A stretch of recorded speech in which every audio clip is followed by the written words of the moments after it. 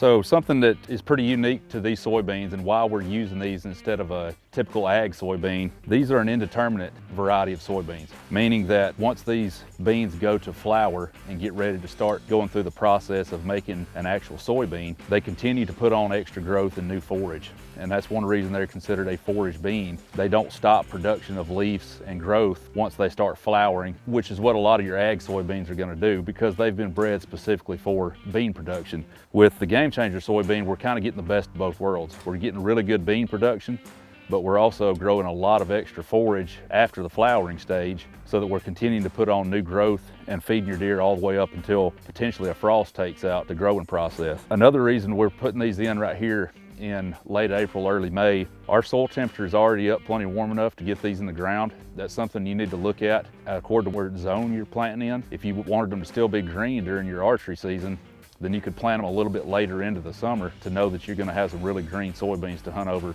before the frost set in. We're going to be trying to put these beans in today right around an inch deep.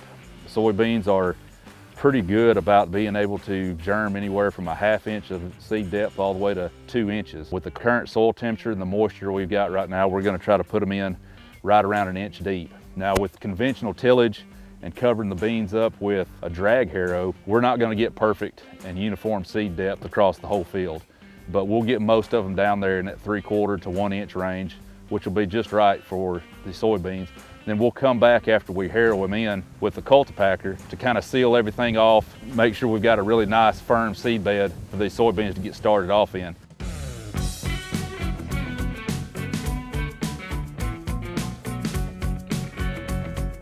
One thing we're going to be adding to our Game Changer soybeans today before we plant them is an inoculant. It's basically a bacteria that is needed by legumes so that they can start the nitrogen fixation process where they gather nitrogen from the air and affix it to the nodules on the roots. This is particularly useful in areas that have never had soybeans in them before, and that bacteria may not be present in the ground. It's really going to help them get off to a better start. If you're planting soybeans in ground that has had them before, and especially very recently, it's still easy and cheap insurance to go ahead and add inoculant to your soybean seed.